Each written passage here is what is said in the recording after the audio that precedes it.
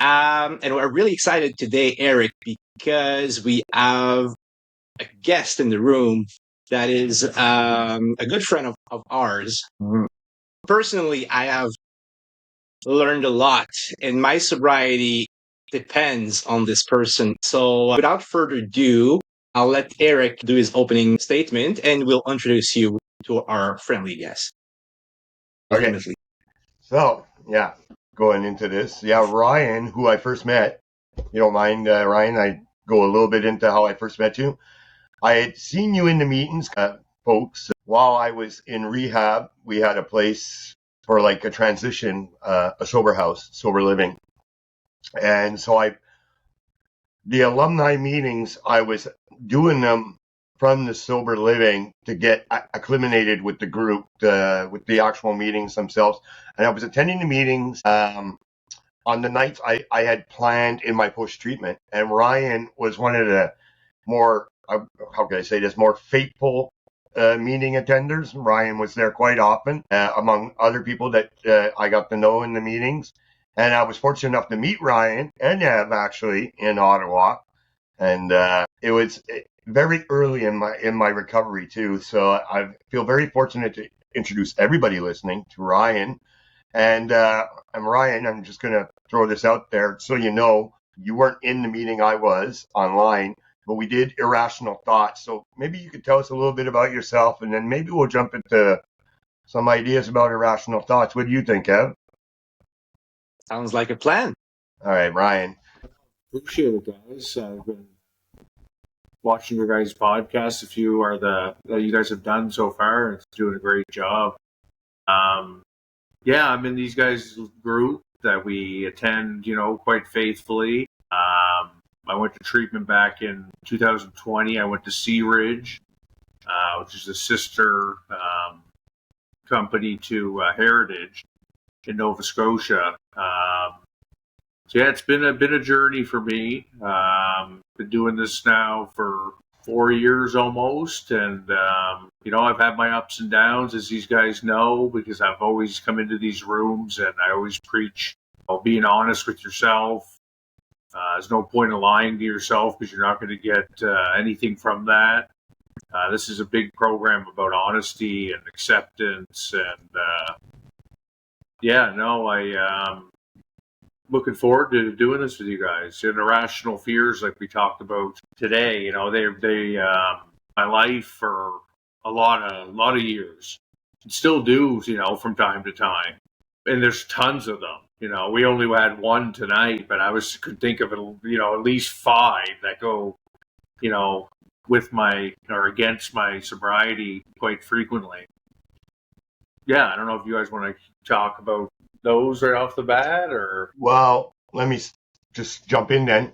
For people that are just tuning in, Irrational Fears, we're talking about the SMART program. I'm not totally familiar with 12 steps if people do 12 steps or people do other programs. In SMART, we deal with irrational fears. We talk about irrational fears. We do it as a mindfulness technique. It's to be aware of the emotions that you're feeling. Irrational thoughts, you need to learn to dispute them. Obviously, examples of irrational thoughts would be, well, I'll go to the bar and I'm only going to have 1 beer. Now, there's a very irrational thought for an alcoholic, right? Because 1 beer is not going to be 1 beer, and 10 beers later, it's not going to be enough either. Other irrational thoughts could be, let's say you're a gambler and, well, I'm only going to put $50 in the machine, and you go and you lose, and now you go to the ATM, you take out $500 to try and get that $50 back. Yeah, of course. So, well, for me, I think the simplest way to put it is that you actually find yourself debating with yourself, but you have to assume the role of the adult in that discussion with yourself. If you want to win, of course. If you want to win. We have a lot of evidence that we lost prior. Given into those irrational fears many times, yeah. Right. So you said you have 5 of them, right? You kind of have identified what are yours? Yeah, well, the one that I talked about in the meeting was in early recovery, or even to being at Sea Ridge, was, not being able, or thinking that I would never be able to have fun again, never be funny again, or, wrapping so much of myself up in alcohol and drugs to think that without them, I'm nothing. And in reality, it couldn't have been farther from the truth once I got on this sobriety journey and realizing how much fun remembering things is, how much fun, not waking up feeling like shit the next day is, a lot of things. And, we had a younger girl in our group who said she felt like she was missing out on life. And recently, yeah, I remember. yeah, and it was what I had shared was that, there's so many times in my life that I wish I could get back that I don't remember, that have been lost to drugs and alcohol. A lot of Christmases, a lot of birthdays, a lot of, any of those events would bring up, alcohol, drugs. And that was a big one for me. I'm trying to get my head around that. Yeah, I don't know if you guys want to share one or two. I was kind of had lost my train of thought there, but that's fine. And how about you? What was one of your biggest? I'll go after. What was one of your biggest? Yeah, well, first of all, Ryan, I relate with what you just said. Like my identity was so unknown to myself that the concept of being an addict was a large part of it. Like I'm a funny guy when I'm drunk, and that has been a reason enough not to take actions for quite some time. Or I'm performing better when I'm using my DOC. While it carries some truth, it also means that I'm killing myself doing it, and it appears to be a reasonable price to pay when you are under the influence. While in fact it clearly isn't. And that the importance of disputing such belief, that when you actually put some sense into that statement, it's hard to come to the conclusion that it is something rational, right? So as you mentioned, Eric, the mindfulness around this is key, right? Because if you are practicing remaining self-aware and, as you said, Ryan, radical honesty with yourself, there's a much less likelihood for the addiction to make its way in and start to run the show, make you believe things that are definitely irrational. So in my case, I think my biggest irrational belief, and I'm still battling it on a daily basis, is that I'm not enough, or I'm not capable, or that I will fail. And it comes with a lot of self-sabotage when it's left unaddressed, right? So again, the concept of disputing it on a daily basis really feels like I'm talking to myself very often, but most of the time I'm the grown up in that discussion, and most of the time I snap out of that irrationality quite easily, because it's like building muscle for me. Smart tools, the more you do them, the easier it gets. Yeah, that's true. But Ryan, now I know that you've had some issues and some bumps along the road. I've actually heard you in some shares when you've had a bump in the road and you come back. It feels like when you come back, it's almost like you're reaffirming what you believe. You know what I mean? I don't know if you want to share about that, but I mean, it feels like you almost like retelling yourself something you've told yourself, I don't know, maybe 100 times. Yeah, then it's funny because that's definitely what happens every time. I come in, and like the last time that I had one, it was the same thing. I kind of get into this like cruise control where I'd already set in my mind that I was going to do it, even though I know I should reach out to try to get help. I don't. Because the addiction, and I've already given into it, and then, that'll snowball into days, weeks, whatever. But whenever I come back, it's always like, my addiction messed up by showing me its ugly face again and reminding me how ugly it is, and reminding me of where I go and what happens when I use.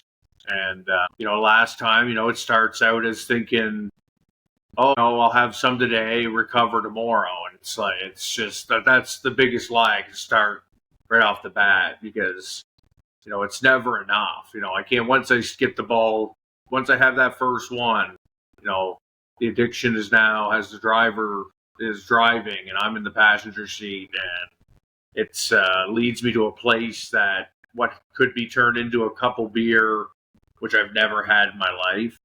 I don't even know what a couple beer is.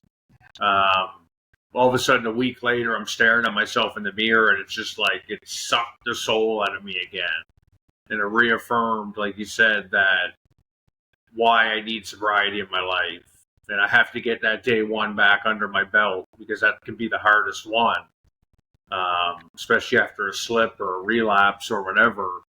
But getting back that day one and letting it build from there. I have good sobriety time, bits here and there. I have more sobriety than I do have using in the last 4 years, and that's a good way to look at it as well. Because when you do give in and relapse, what I find is that you can forget you can be right 1,000 times, but it only takes once to just wipe that all away like it was nothing.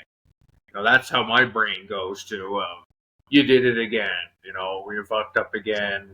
And all that. We had Madalena on the show. For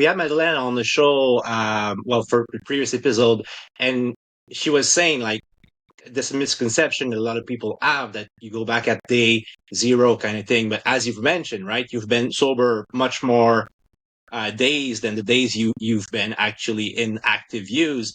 And the balance of all this is kind of more important than the concept of day zero, at least in SMART program. And I think that's the reason why, and I've said it on the podcast already a few times, I was referring to you when I said that, but some people can actually be under the influence and be sober. And what I mean by that is that you are actually, of course, affected, but your mindset is in sobriety. You are not relapsing. You are in the middle of a lapse. You are currently under the influence, but your mind is still attached to this concept of sobriety, which I find extremely beautiful and inspiring as well. Yeah, absolutely. It's there's one of the sayings that people say in here, and it's like, there's nothing worse than a head full of sobriety and a belly full of liquor, because you just, I want that sobriety. I know I want it.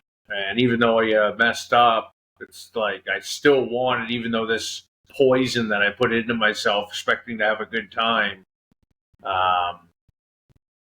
every time I come back, it's like, oh, I did it again, and guess what? It was just as bad as last time. I do the research so you guys don't have to. I've said that in here. And every time the research is the same, it fucking sucks. So I tell that to my kids, but they don't listen. So yeah. Ryan, I believe I don't know that story, but I'd be interested into knowing maybe the couple of days before you landed in Sea Ridge and your actual experience being with the intake nurse and the couple first days. Like, how did that thing go for you? Well, I had been spiraling out of control for a while, obviously, getting worse and worse. And it was right around, actually, it was 2020, so it was the year of COVID. And it was the first time I'd ever been laid off since I worked at a high school, and I got laid off. And it wasn't that I wasn't going to have my job back, but it was this whole COVID thing. And I was already into it pretty heavy, but then having that time off, and then it was nothing to do, but the liquor stores were open, it was crazy. So that was just nonstop, and it got worse and worse and worse. Cocaine and everything. The only thing I used that for was to drink more, and that's it. It would just give me that boost enough to come back. It's not to sober up; it's to get more fucked up. Exactly. Yeah. 100%. And then and it just boiled down to one night that was just I ended up having just vodka bottle on my passenger seat with a bag of coke, and it was to that point that I didn't even give a shit. I don't care. I got pulled over. I was right there. I wasn't even hiding it. I didn't get pulled over, but it was I got caught with my partner at the time, and she was fed up, and I don't blame her. And that night it was bad, really bad. The next day I went to the hospital just to try to get some type of help, and it had just happened to be that the emergency rooms are ridiculous to begin with, and I still sat there. I sat there for hours, because it's like, what else? I don't know what to do. It's this or I go to the liquor store, right? So she ended up coming in and asked me what was going on, and of course I was, I was still half in the bag, and I was all coming down, sweating, and she gave me 3 or 4 brochures, and she said, there's not much they can do, right? Obviously, they can barely treat a broken bone, let alone a guy sitting there, coming down off drugs and alcohol. And one of those brochures was Sea Ridge. And like I said, I was doing research on them, looking into them. My brother really helped me a lot and looking into them. And then this was the one where it was SMART, which I'd never heard of at the time, and behavioral therapy, and just a lot of studies and stuff that showed proof of this is why people do this, and this is, a way to kickstart your life. And it just happened to be, man, if I didn't wait there that day in that waiting room, found Sea Ridge, or if I ever would have got help, and luckily my parents helped me out getting in there, and it was best decision I ever made, man, is getting on the road to recovery. I knew I needed it for years, but again, it comes down to acceptance. No one can do this for me. That's reminiscent of a couple of discussions we had, Eric, but that's the main, I believe, differentiator if you're going to make it, is how bad you want it. Are you ready to get clean? Because a lot of people follow the 30 days, they acquire all of those skills, but they relapse the next day simply because they made that choice. So the power of choice is in our hands. The fate of the success is quite predetermined at day 0 in treatment, I feel. Yeah, I agree with what you're saying there. Well, we've had these discussions before where I've said, well, much like Ryan, I mean, when I went, basically I figured this was I had never gone to a rehab before or anything either, right? So this was my first, and you neither, right? So my first, and I figure my last, right? Because I knew where I was in my age. I knew how long I'd been facing this, and now it was to the point that every time I don't want to say that I was functioning, but we all have our own definition of functioning alcoholics, right? Mm-hmm. But at this point, there was no more functioning going on. But yeah, and I understand what Ryan's talking about. But exactly, of course, like we talked about, acceptance. Like I knew going in, just like Ryan, I couldn't research it myself either. I had my daughter look all this stuff up because I couldn't fucking type anything. That mental capacity for that. Yeah, no capacity, no patience either, right? Yeah. I also had the privilege to have a good friend working in the field of social services who actually took the lead. And I told him, I'm not going to a 12-step place because not that I don't want to, it's because I know the adverse effect it had on me when it's faith-based. And I didn't know that science-based recovery did exist. I, as you said, Ryan, I never heard SMART. I never heard about a CBT-based treatment for substance use disorder. It's how little we know about SMART as addicts and as general population. It's like it doesn't exist. So I feel we are extremely privileged and blessed to have landed either in Sea Ridge or Heritage. Yeah, for sure. You said to hear that, the functioning alcoholic, and whenever I think of that, it's like if it was ever really functioning, it was just that my tolerance level kept going up for how much I could drink. So that's my tolerance what it is up here, and I got this drunk. I was still functioning, I guess. I was still drunk, but functioning, yeah. Well, I did say our definition would differ, right? Yeah. When you become honest and look back on it, you were not functioning, really. We were not. We're just hiding the fact we don't function. Exactly, yeah. Definitely. Well, and we weren't really fooling anybody either, probably, right? So, no. That's only the people. It's interesting, Ryan. You went in during COVID, so I guess it was a unique experience with masking and social distancing. There was they weren't full capacity, obviously. I was in there was only about 5 people, and there's room for I think 12. So there was only 5 people. It wasn't masked in there. Like once you had a COVID test, you were good. Well, we weren't going anywhere, right? We went to the gym or whatever, but the people that were there, we didn't have to wear masks. This was in October 2020, so it was kind of. I mean, it was still. We had to wear them when we went to the gym and stuff, but where we were all together, we didn't have to. So it was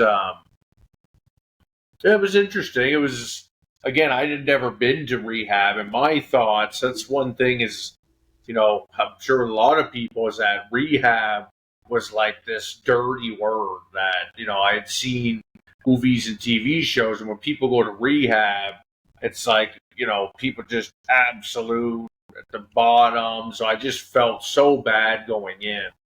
But then you get in there and it's like, oh, fuck, there's all these people in here just like me, and then the sharing and the, learning about each other and learning about what's going on at the same time, sobering up, which I hadn't done in, I don't even recall, I used to be like, I would think you were crazy to say I would never drink in my life. That was like, didn't even want to hear that thought. So, and once you get in there, they start referring to as rehabilitation. This rehab is like, it's just so like harsh and like, it's not how it is. And people, if you're struggling, getting help is the best thing that I ever did, but I had to want it. I needed it. I needed it and wanted it. But yeah, going in during COVID was it was interesting.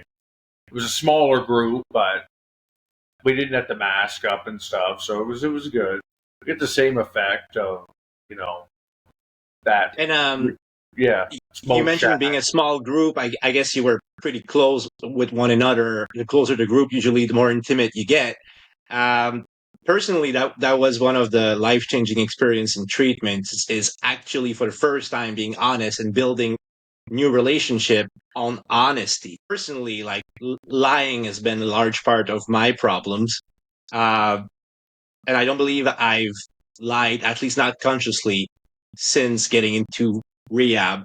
And the relationship I've built with other clients and even with the staff are still ongoing today.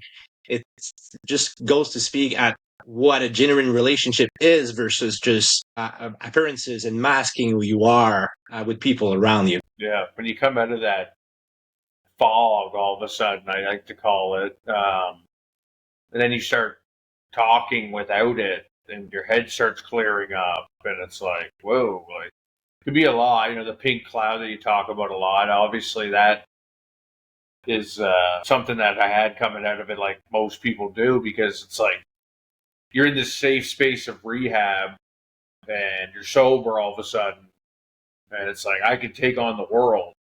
And then you come out of rehab, and the world's waiting there to punch you right in the mouth, talk you right back a peg or two. So it's not easy for sure, but it's definitely worth it, 100%. You're so right. That pink cloud, we're just so unrealistic with our expectations and inflated sentiment that we figured it out. Life, we fixed life in 30 days, but we did not. Yeah, life doesn't care that you're sober. Exactly. Yeah, that's for sure. It doesn't care if you're drunk either. It just doesn't care. Yeah, exactly.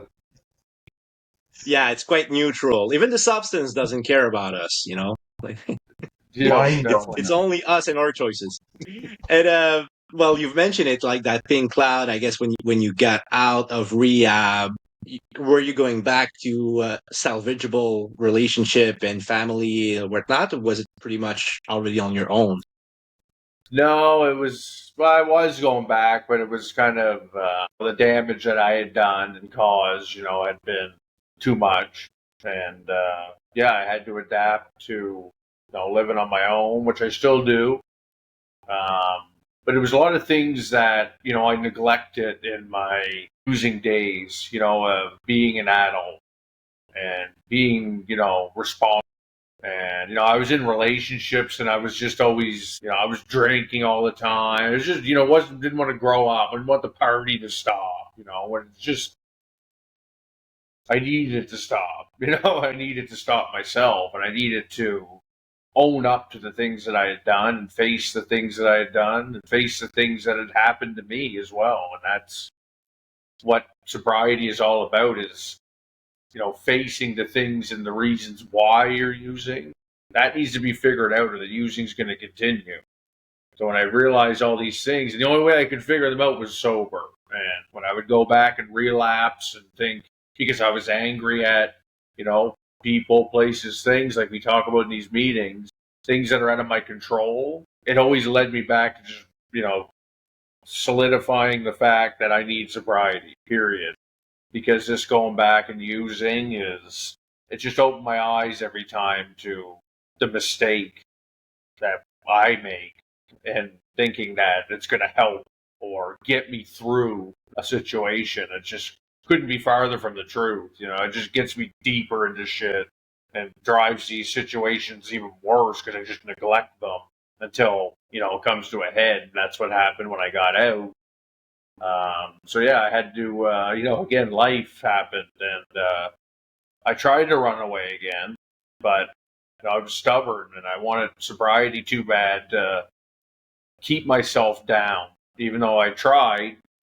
But that's where, accepting, being honest, and like Ev, like you said, when you got out, you don't feel like you've had to lie. Well, that's exactly why. All my lying was wrapped up in using. All of my lying and everything in my life was just all because of usage. And all of a sudden, I don't have anything to lie about. So I don't have to. Unfortunately, as you said, the damage that we done doesn't go away. People around us are not spending 30 days processing their shit, or our shit, should I say. And that, unfortunately, is bound to have some clashes when going back to some resentment that is justified against us. From what I can recall myself, it doesn't matter how honest I am. Like, the previous lying make it so that it's almost impossible to trust me, and that has been an extreme trigger, not to use, but really to be in a very, very dark headspace and with frustration, because I wanted sobriety so bad, and I was sober and I was succeeding, but even to this day I'm still being put in doubt often. Usually it comes from a good place. People are scared for me and they want me to be safe. So they will say, are you drinking again? Or something like that. And it still to this day, it's very triggering. The fact that people did not put their trust back into me, because that's one of my biggest struggle. I have a hard time believing in myself, and actually my self-esteem remains pretty low. So whenever somebody's doubting me in the only thing that I'm doing, that's the only thing I'm doing with my life, I'm getting sober. It's literally my day job these days. So if you doubt me about this, it's like my entire identity. So I'm curious, like you probably have experienced something similar, right? Yeah, absolutely. I was actually, as you're saying that, it was like, that was a huge irrational thought of mine, was that I went to rehab for 30 days. It's like, look what I did. It was actually from coming to meetings and listening to people, realizing that, I did years and years and years of damage, losing respect or losing trust, losing, so this irrational thought that, well, I was sober for 30 days, all is forgiven, right? That's not fair to the people that were in my life to expect that of them. And the being sober is the only way that could be gained back. And it's not going, oh, I had 60 days, I'm 2 months sober, oh, I'm 3 months sober, reminding them all the time. It's just doing it. And they have to come to that realization that, Jesus, look at the work he's putting in. It's not, I'm not ramming it in your face of, look how sober I am. It's like I have to just do it, and that needs to come back naturally, and that's for them to, have and come to the realization of. comes into, the whole people, places, things. I can't control what other people are going to do, but I can control my sobriety. And if I stay sober, maybe it might take a year, 2, 3, 4, I don't know. But that's not for me to decide. My decision is just on staying sober today. And, the benefits that come from that are, what the people will see. And we don't control the outcome. That's right. What you said, like whatever happens outside of us and what we can control, it gets challenging, especially in early recovery, to accept things that we deem are unfair or goes like in the opposite direction. I'm making efforts. Why won't you actually reward me? That very childish way to approach. Look what I'm doing. Look what I did. I cleaned the dishes. Like, please praise me. Yeah. I shared tonight on my irrational beliefs or irrational thoughts. It has nothing to do with triggers or I didn't even talk really that much about past use, although I have examples of it. I think I've shared with you. Well, Evan, you know this. Saturdays are kind of a weird time for me. I get like if my brain doesn't think I'm productive enough, it's like literally attacks me. I have thoughts that are like, why aren't you doing something? If I nap, it comes after me after my nap right away. I literally wake up in a bad mood from a nap because it's like, you stupid bastard, you fucking old fuck, you lazy prick. Why aren't you doing something today? You're wasting your time. And my brain just literally starts to the point that I find myself like wandering in the kitchen to the living room, no focus of where I'm going.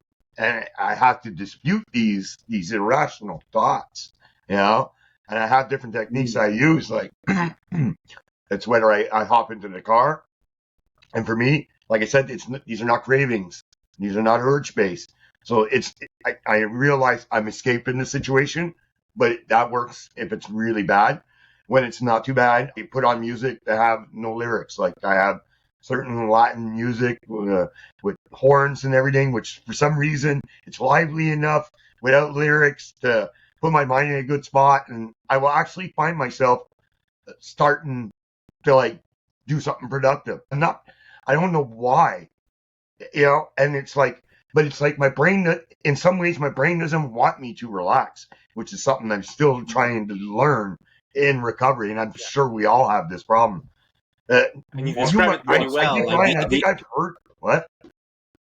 I think I've heard pretty well. The inner critic. The inner critic. Sorry, go ahead. No, the inner critic. Actually, I don't think Ryan. Well, I think I've heard Ryan use that term, but you actually call it by its name. You call it my addiction. When it happens to you, right?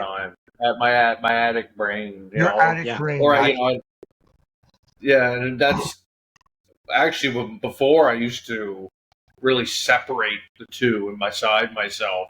Like this is my addiction in here. It lives in there. It lives in my head. It is me.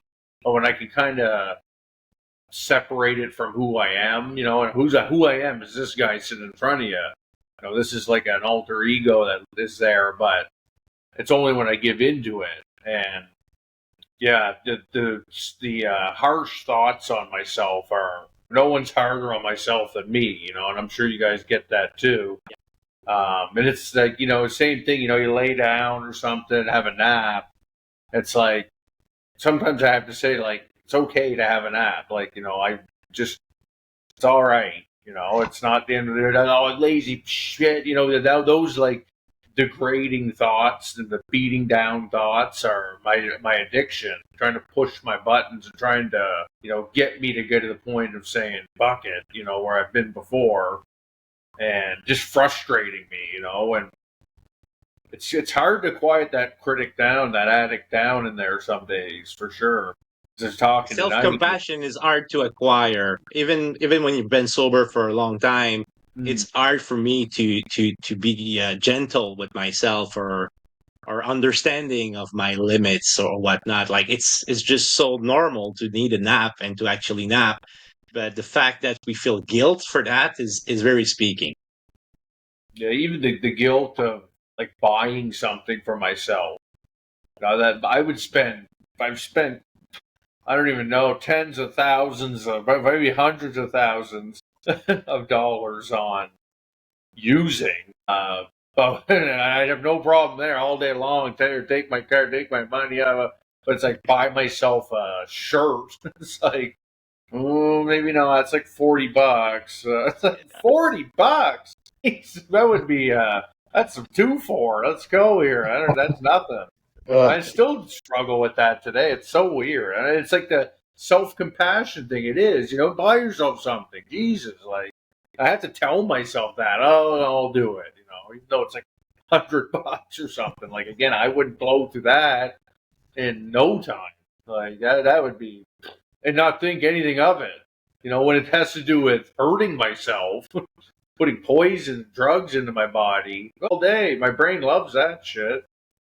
But when it comes to, doing stuff for my mental health and my just personal well-being, it's like pulling teeth trying to get myself to do it. And I still struggle with that. But again, we're not all perfect. This is a work in progress. This is not a sprint. It's a marathon. And, Yeah.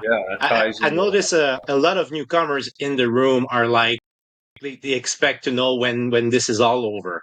When am I actually good? When can I fly on my own? There's no point in time where we're going to be good. And this is hard to accept. Yeah, because, the thought of I'm going to be sober for 5 years, 10 years, 20 years, that becomes super overwhelming. And it's become super, like a lot on the brain to think, I'm going to be sober the rest of my life. It's like, whoa, like, I don't know what's going to happen tomorrow. So let's stop talking about 5, 10, 20 years from now.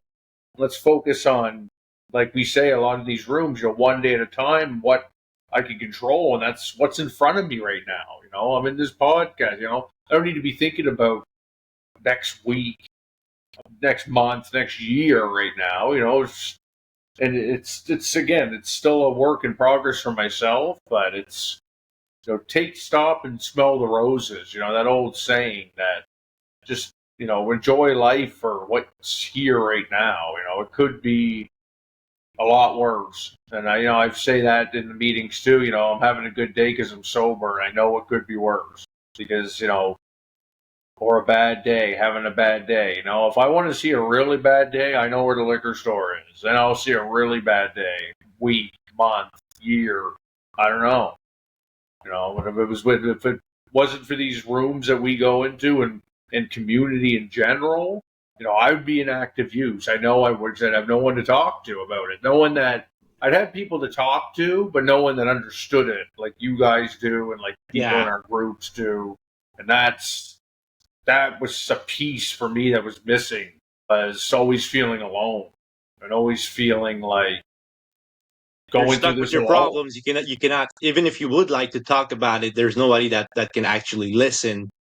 And if you told them, they may think you're absolutely crazy. If I've said some of the things that I've said in terms of usage and things I've done, and it's like I don't want to share that with people that don't understand. That's not that normies. Yeah, exactly. It's like when I talk to you guys or say that, I just say these things because then you see people in there going, it's like that gives me like a good feeling inside when people are understanding the crazy shit that goes through your brain. It's yeah. I think you touched on something very important because at least for me, I feel misunderstood my entire life, even way before active use. And it's generally, I'm 38 years old. That's the first time in my life I think I have like a community that supports me and understands my struggles. Like it's sad, but it's beautiful in the other way. But I never met like my tribe before, but now I did. My tribe's a bunch of addicts, and I love it. Yeah. I've said that too, right? I don't know if you've been in the room when I've said that because I've had pushback on that, eh? Where I've said I'm happy to be an addict. I said I've said I'm glad I'm an addict because I truly It's triggering believe, for some people. Yeah, for some people it's like, no, you mean you're happy to be a recovering addict. Well, obviously, I'm happy to be a recovering addict, but I could have never become one had I not been one. And what people don't understand is I was, before I became full-blown addict, before I realized I had a problem, before I even started doing all this stuff, I was just coasting through life with no awareness, no mindfulness, no critical thinking. And it was working for a while until a relationship fell apart. And then, another failed relationship. And then, okay, wild weekends. And then wild weekends expanded to 4-day weekends. And then, through the week too. But you managed to functioning alcoholic, and so on and so forth. But I mean, I didn't know how to live. I didn't know how to properly live. I wasn't. We've talked about this, Ev. It's like, this is not stuff that's taught in school. Critical thinking is not taught in school anymore. It might have been. I mean, if you go to the right schools, I'm sure you do. You are taught critical thinking, but public schools definitely do not. And No. Not sure. I went to the private school system, and it's even worse. You're being taught how to actually be a successful member of society that has nothing to do with critical thinking. So when I talk about it this way, what I'm saying really is I know how to live better now. And we've heard people talk about, like, well, especially it's kind of pumped into you a little bit. You'll find your purpose. You're going to have your goal, your purpose, your meaning. And I've often said, well, I don't know. If I never find my purpose, well, I guess sober Eric is a lot better than the Eric I remember. And that's just going to have to be goddamn good enough. And I like that. I'm at peace with the idea that this is good enough compared to what I was before. Anything is better than I was before because I was oblivious. And now I am aware. And that is not lost on me. I imagine, Ryan, you probably understand or relate a bit to that because it kind of sounds we were in the same place before treatment. Yeah. It's, what you're saying there is actually got me thinking, actually. It's, you word that at the start. I'm trying to get lost there. It was like, you were talking about to be an addict. Yes, that's what it was. Because if I wouldn't have gotten to this place, that I got to, if I would have kept coasting along as, the parties and the drinking heavily, but then, sobering up, and then drinking the next week. But if I really wouldn't have, gotten so bad that I needed help, that almost kickstarted or forced me to face life for the first time.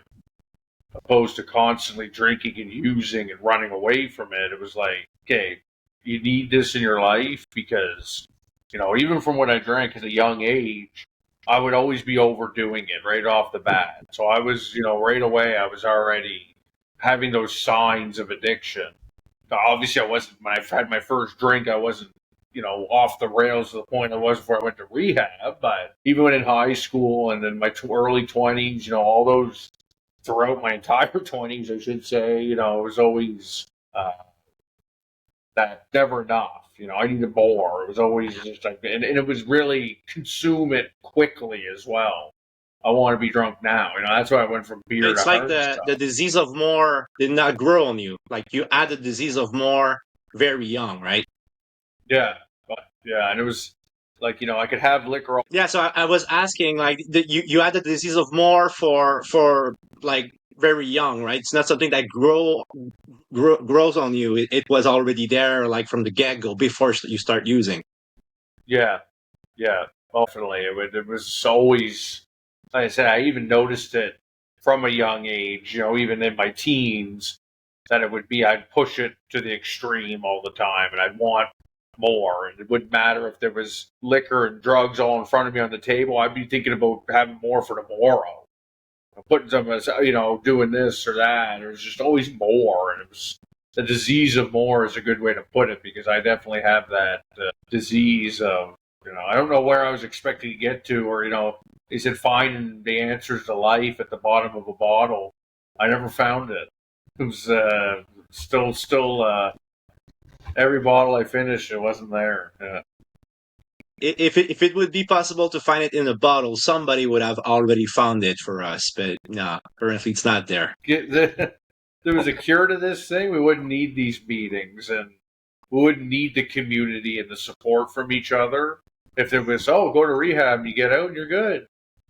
We wouldn't be talking right now if that was the case, but that's why I find community, and I've been listening to a lot of podcasts, your guys included, but about how important, community and connection is in sobriety. It's like mandatory almost. For me, it is, at least. Like I need to have meetings, and I need to be getting the shit out of my head and filling it with, listening to you guys and listening to everyone in our group share the knowledge, whether they have a day, 5 years, 10 years, 25 years.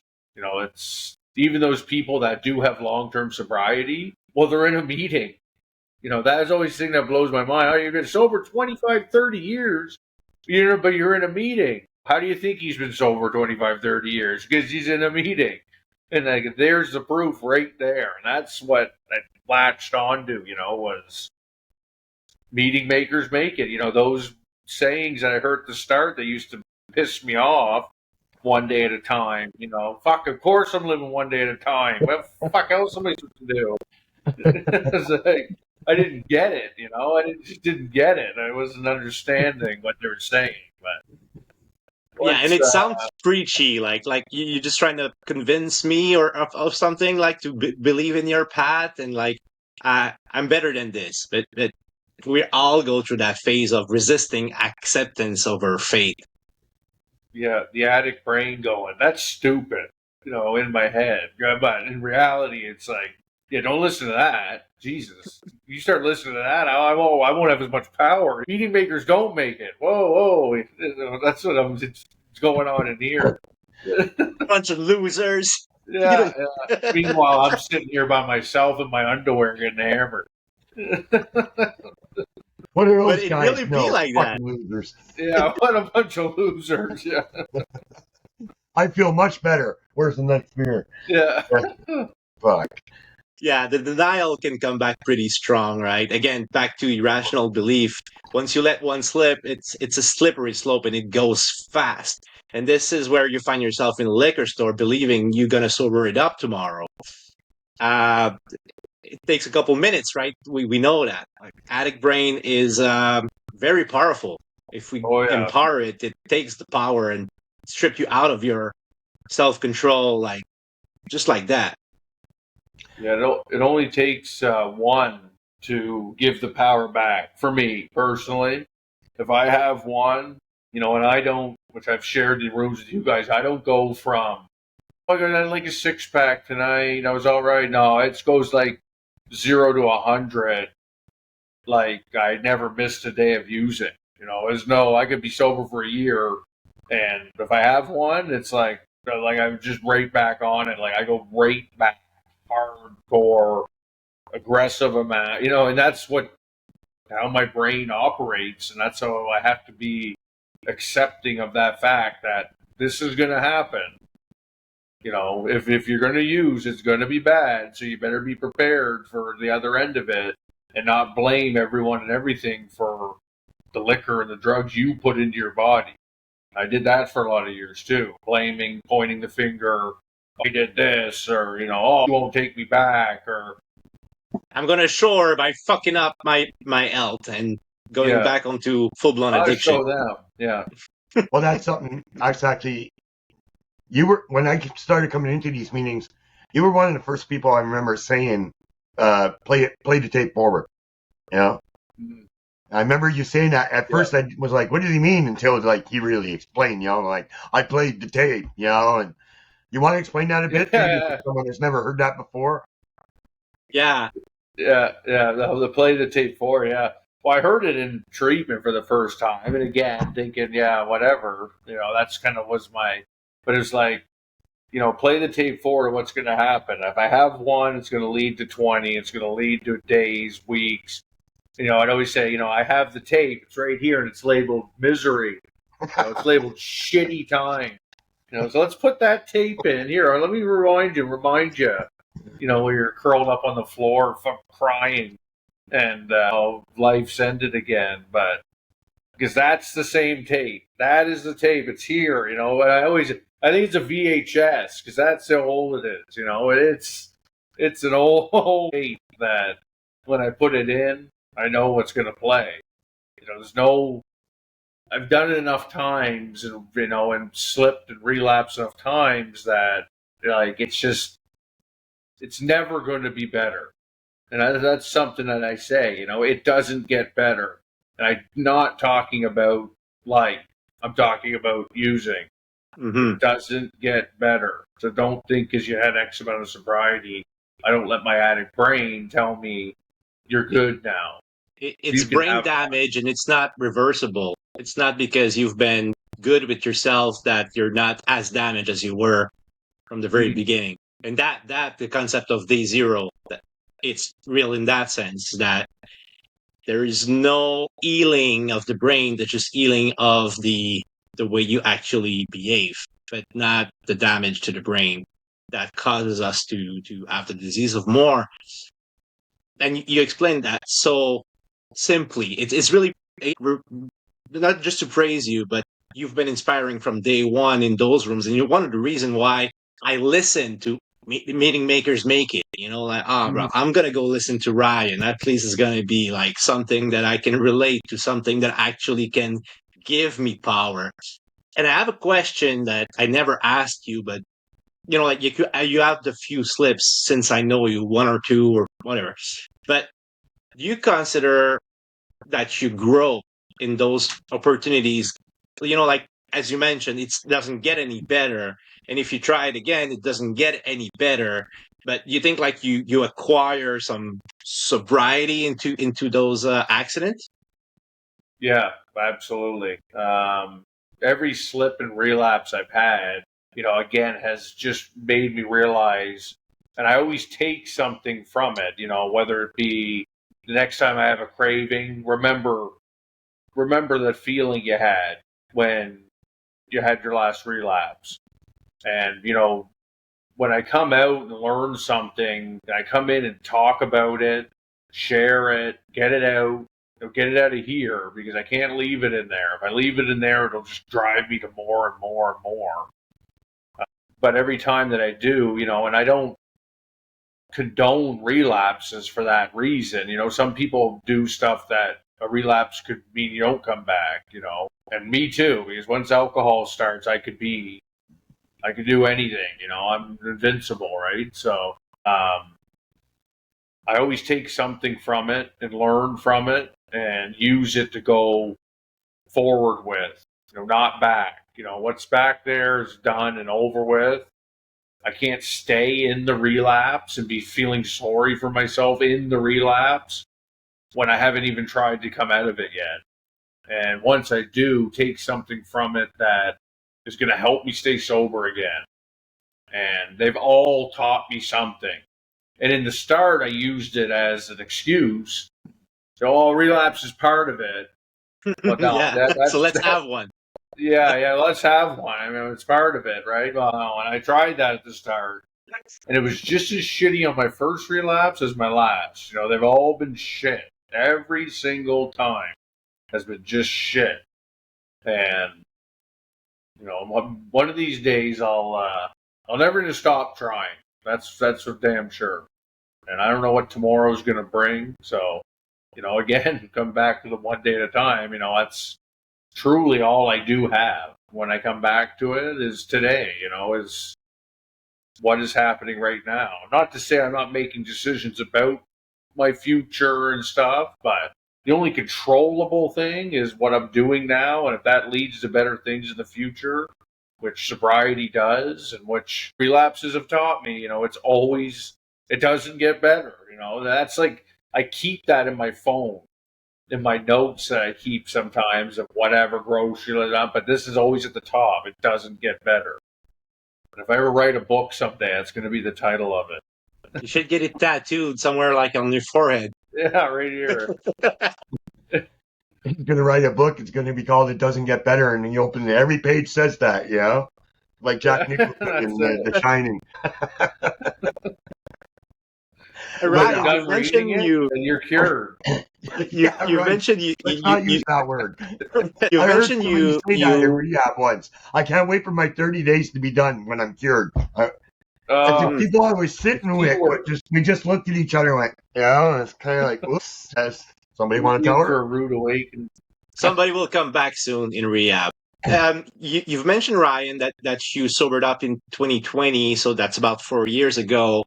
Give or take a couple of months.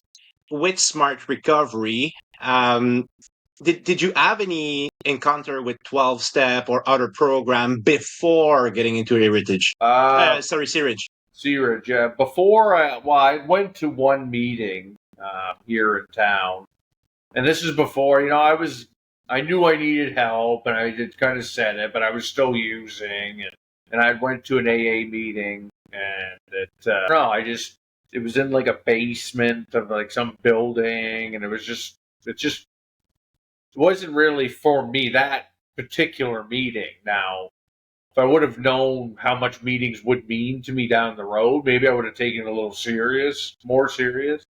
And even, when I had gotten out, the meetings hadn't even started yet. Like, this is how far back, like our Zoom meetings we do Mhm. hadn't started yet. And I just luckily, they did start, and I didn't know about them because it wasn't something that was offered at Searidge at the time. They didn't tell us. A guy I went there with the message, are you coming to these meetings?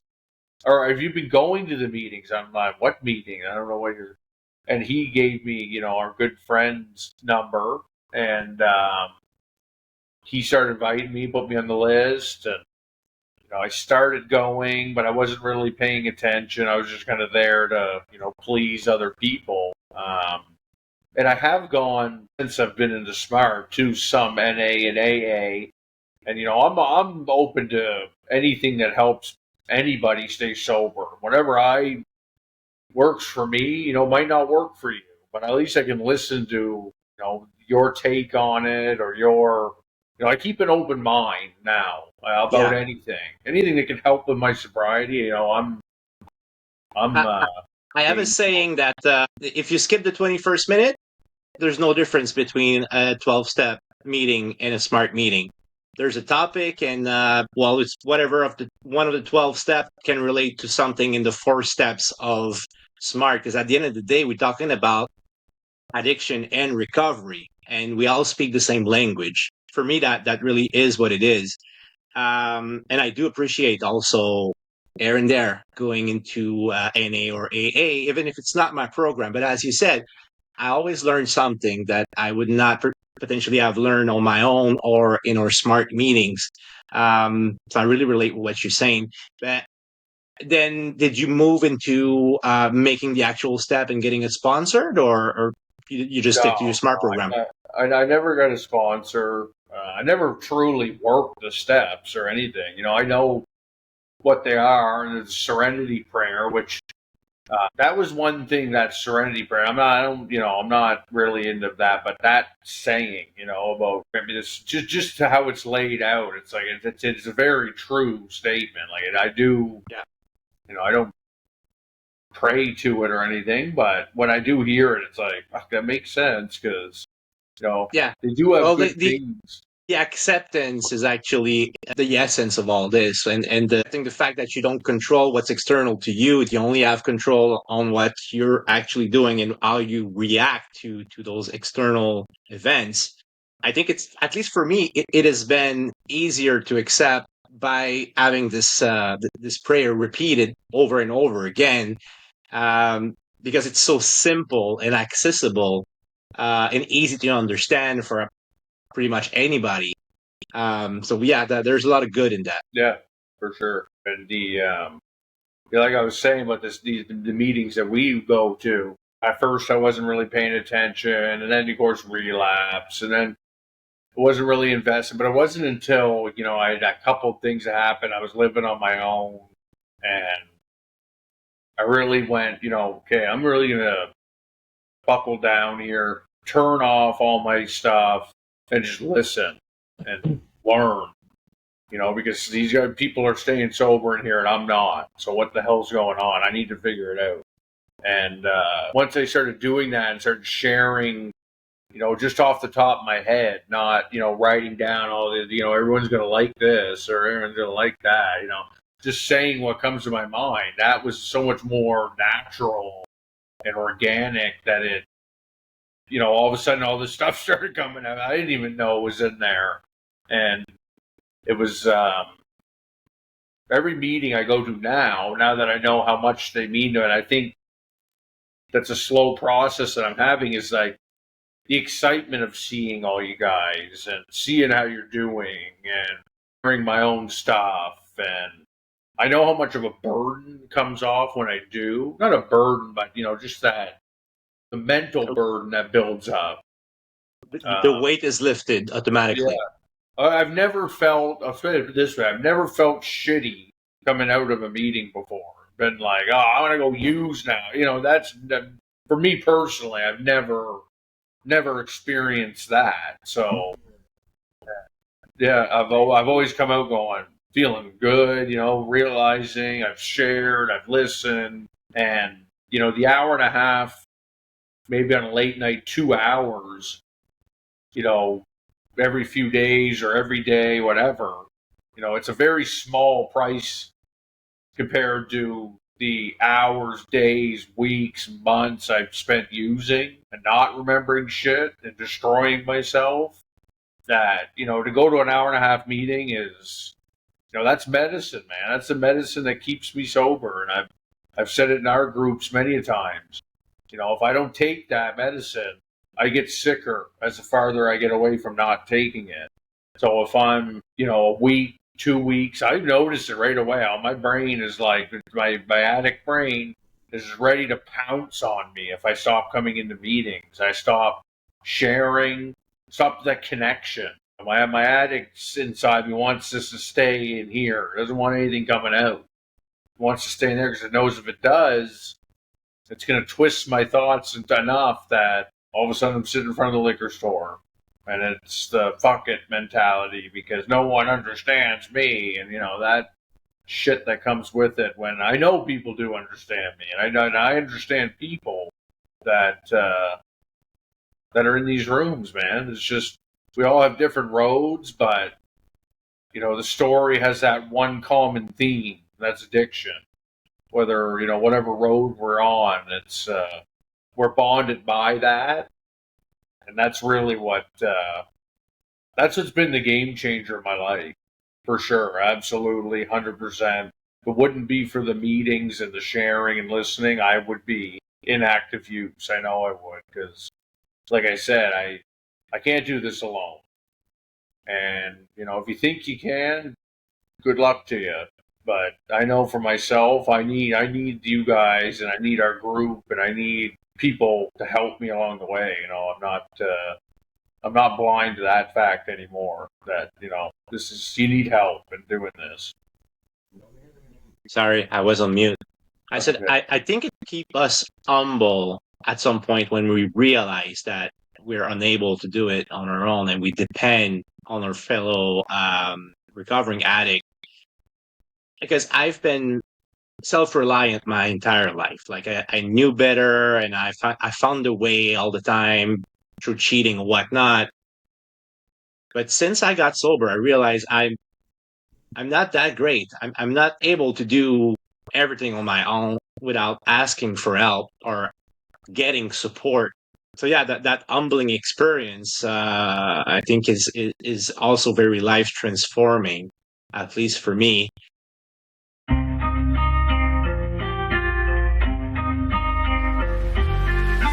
I'm in the pursuit of crappiness. They say life gets better, why I feel like this. Seems like days go by and the time move quick. Yeah, it's crazy cause I used to be an optimist, yeah.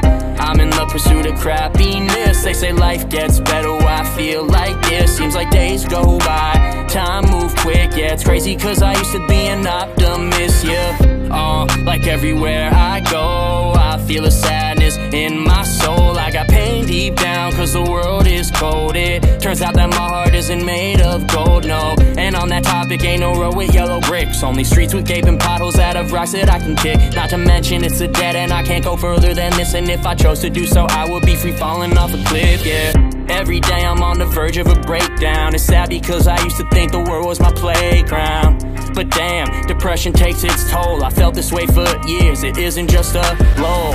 All the pain that I brush aside, I guess I'm barely tired of getting by. Will I be better before I die, or will I pass away feeling unsatisfied? Yeah. I'm in the pursuit of crappiness. They say life gets better while I feel like this. Seems like days go by and the time move quick. Yeah, it's crazy cause I used to be an optimist, yeah. I'm in the pursuit of crappiness. They say life gets better while I feel like this. Seems like days go by, time move quick. Yeah, it's crazy cause I used to be an optimist, yeah.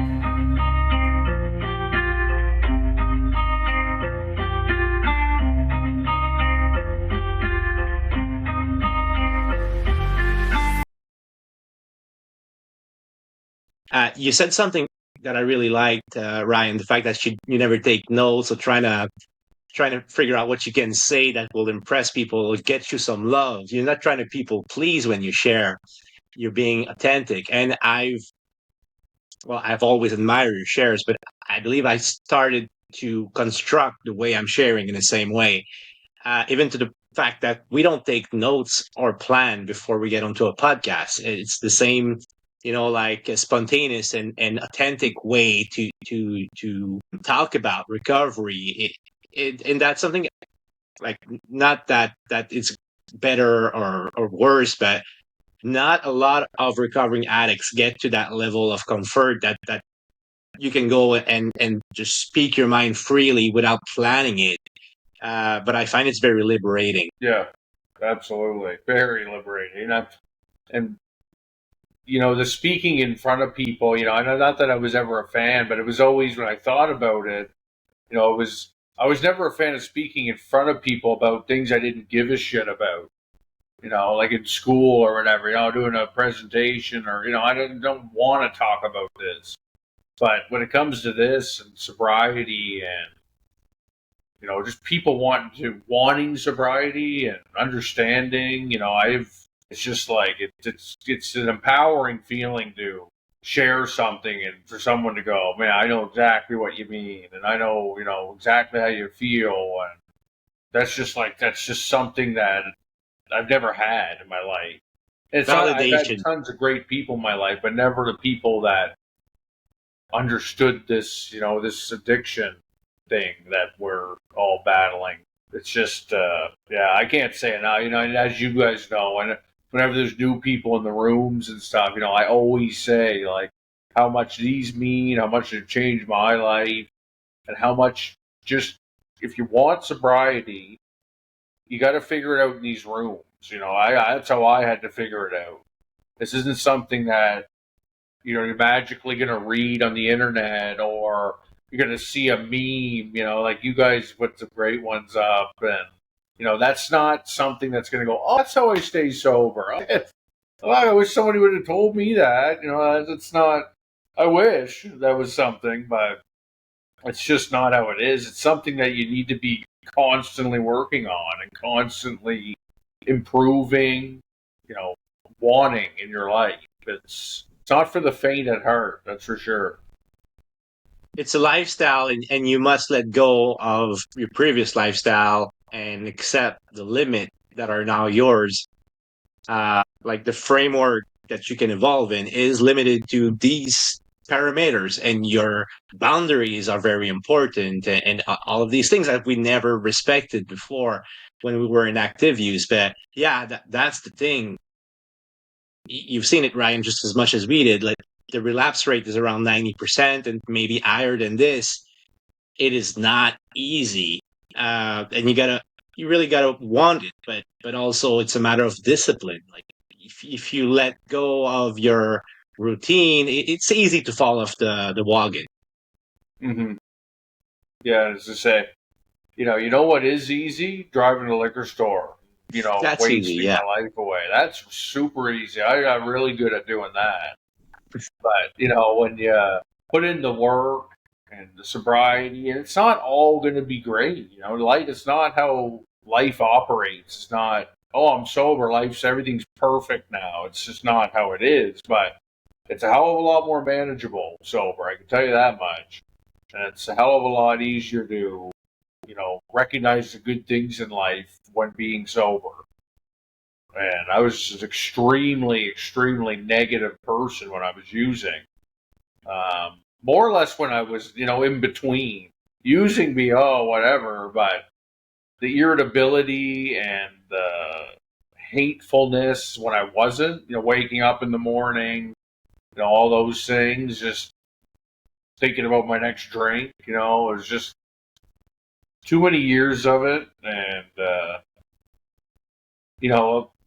like you said I've said before as well, a lot of things I do say over and over because I need to hear them out loud myself, whether they be for, whatever. But yeah, these rooms and the meetings are.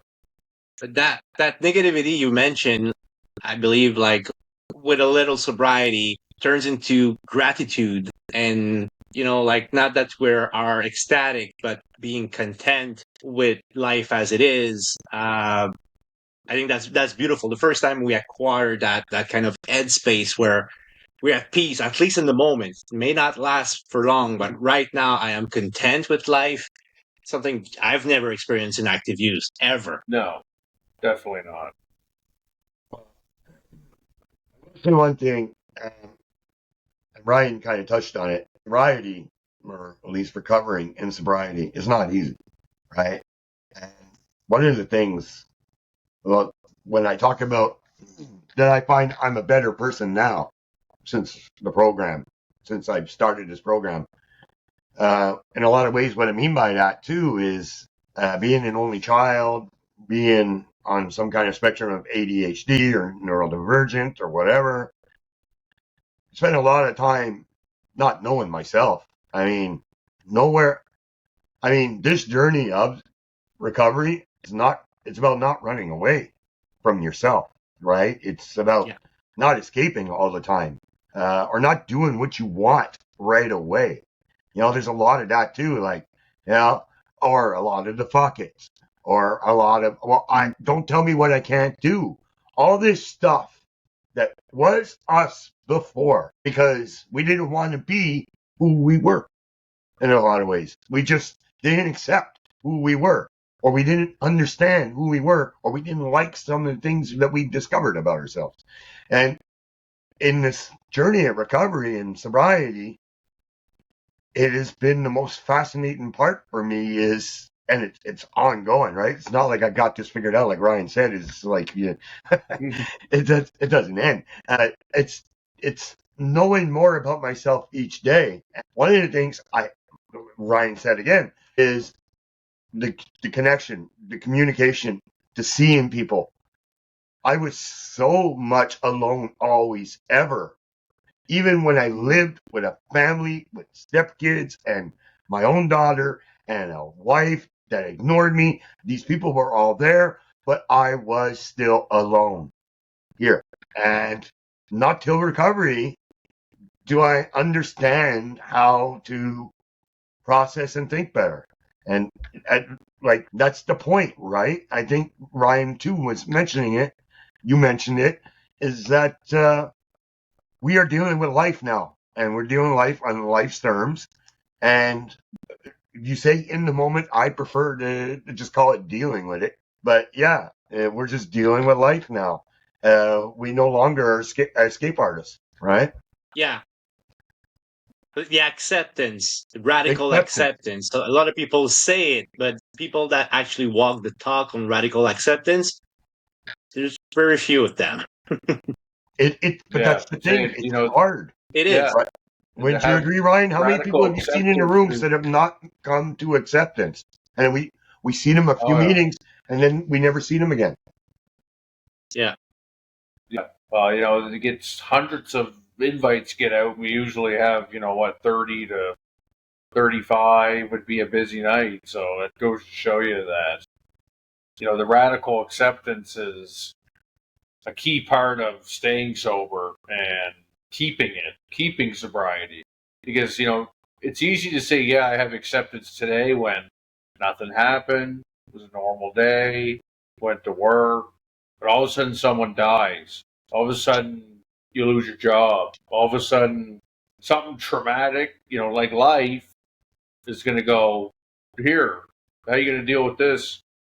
Because the thing that I had wrong for many years, especially after breakups, after all the things I was doing, was thinking that alcohol was my friend and that I could go back to my old friend, would always be there when no one else was. And no matter what, I know where he is and I can go meet up with my old friend whenever. And then it wasn't until I went to treatment, got help, and started really looking and taking the mask off of alcohol and going, it's been an enemy of mine my entire life. With that acceptance mask or that friend mask on, and take it off, and there's that ugly face of addiction that I've seen many times with my relapses. That I go, oh, this is what you've done to me my entire life. And that's, like Evan said, with the relapse and learning something, that's always one thing that I take from slipping and relapsing is this is what it is. This is shit and the misery that comes with it. It doesn't get better. That's the title of the book. That's interesting because, like this concept that we think or we believe actually that alcohol is a solution or is our friend. I mean, it's marketed this way. And in the general population, it is how it is used. I need to relax after the shitty day at work.